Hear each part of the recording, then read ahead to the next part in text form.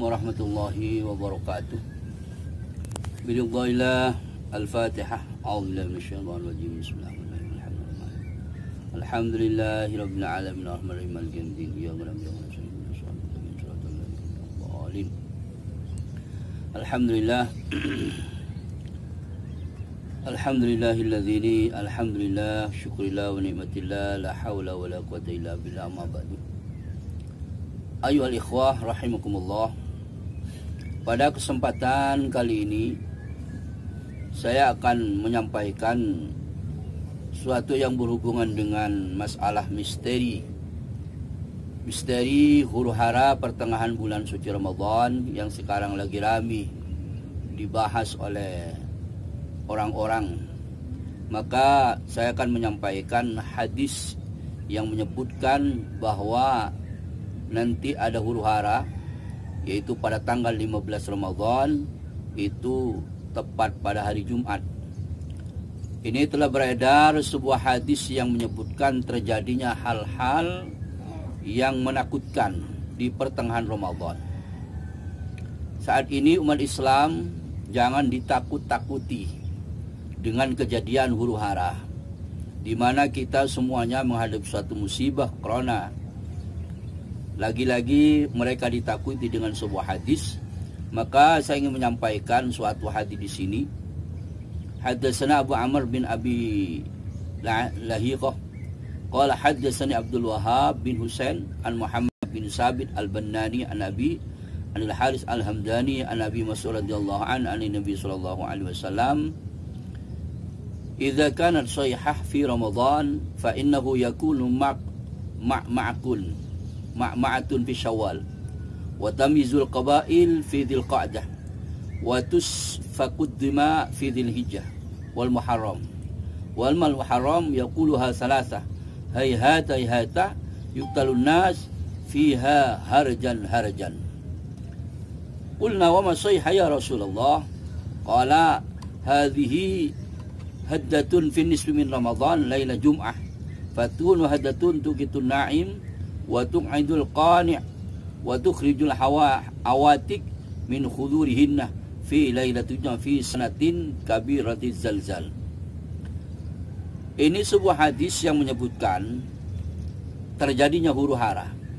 Jika terjadi teriakan di bulan Ramadan, maka akan terjadi huru-hara di bulan Syawal.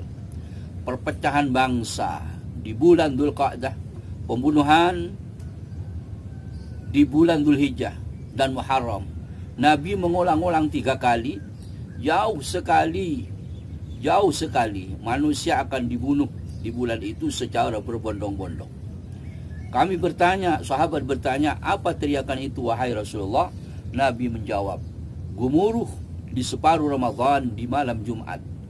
Gemuruh ini akan membangunkan orang tidur, mendudukkan orang-orang berdiri, mengeluarkan wanita-wanita muda dari peraduannya di malam Jumat, di tahun yang banyak terjadi gempa.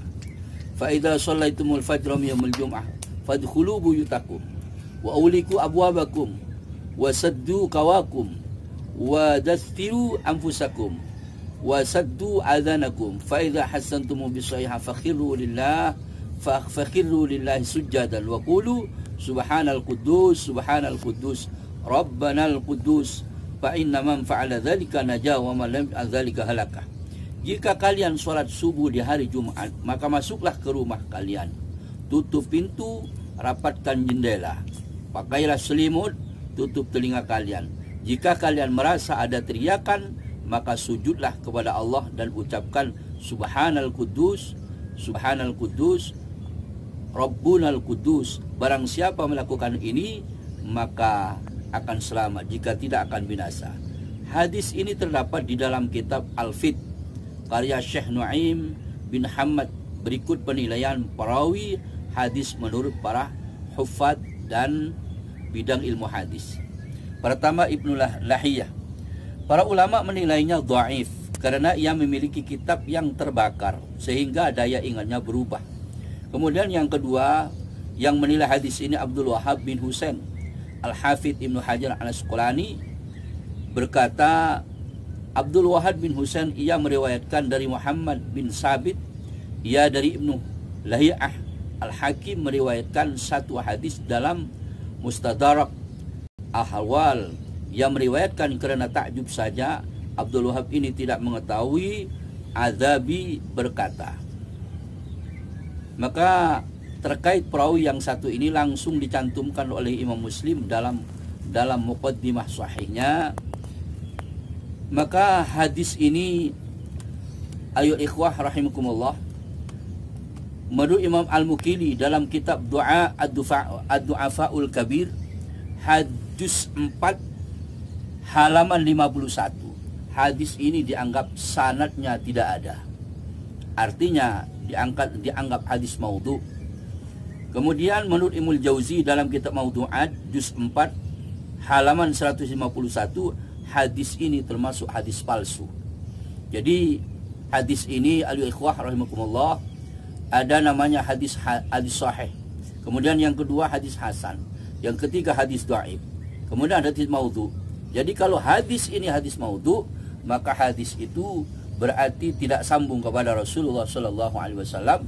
Jadi tidak perlu kita panik menghadapi masalah ini, karena hadis yang menjelaskan ini adalah hadis maudhu. Jadi pada malam Jumat akan datang kita tetap biasa-biasa saja.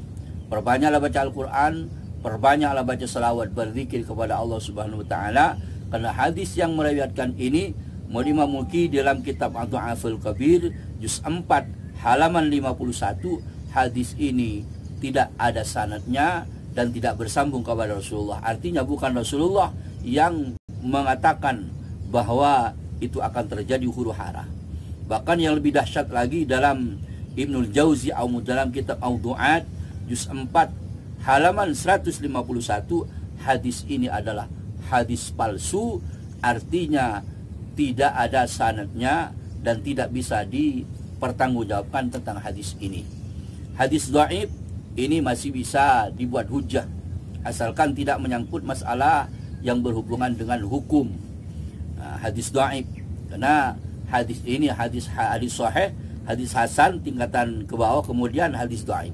Hadis maudhu berarti sanad yang tidak sambung kepada Rasulullah sallallahu alaihi wasallam. Jadi al-ikhwah, masalah yang berhubungan dengan 15 ini nanti tetap kita sebagaimana biasa, kita baca Quran, baca salawat, beristighfar, berzikir kepada Allah Subhanahu wa taala, mintalah perlindungan, dan insyaallah tidak akan ada apa-apa, karena hadis yang menjelaskan ini adalah hadisnya hadis maudhu. Ini tentang masalah dukhan. Ini masih jauh daripada akan terjadinya suatu dukhan. Ini Dajjal belum turun. Dukhan ini terakhir. Jadi kita nggak usah khawatir masalah-masalah dukhan. Jadi Dajjal, sebelum Dajjal, kemudian ada namanya turun Nabi Isa alaihissalam yang akan membunuh Dajjal. Kemudian setelah Dajjal, prosesnya masih lama sekali. Maka setelah Dajjal turun, ada namanya ya. Jadi masalah keluarnya dukhan, innal ikhwah rahimakumullah, ini masih prosesnya masih lama sekali. Nanti masih ada Ya'juj wa Ma'juj. Setelah itu maka manusia kembali kepada Al-Quran, diangkat oleh Allah. Iman telah tidak ada. Kemudian tidak ada orang yang wujud nafa Allah di muka bumi ini. Mereka kembali kepada faham komunis. Maka itulah akan terjadi matahari terbit dari barat ke timur. Kemudian ada dukhan 41 hari 41 malam. Kemudian setelah itu maka terjadilah suatu yaitu kiamat besar. Jadi pada hari ini kita di dalam bulan Ramadan ini, di tengah-tengah COVID-19 ini, tetaplah kita perbanyaklah berdoa kepada Allah Subhanahu wa taala. Jangan risau tentang adanya masalah huru hara, pembunuhan terjadi, teriakan-teriakan, karena hadis yang menyebutkan ini adalah hadisnya tidak ada sanadnya, alias hadis maudhu. Mudah-mudahan bisa bermanfaat kepada kita semuanya. Maka yang terakhir, tolong bantu kami di channel ini agar kami bisa tetap berkontribusi dengan dakwah online ini dengan Grab, kemudian kita channel ini, kemudian like, lalu akan berlanjut dengan dakwah-dakwah seperti lewat channel ini. Terima kasih. Wassalamualaikum warahmatullahi wabarakatuh.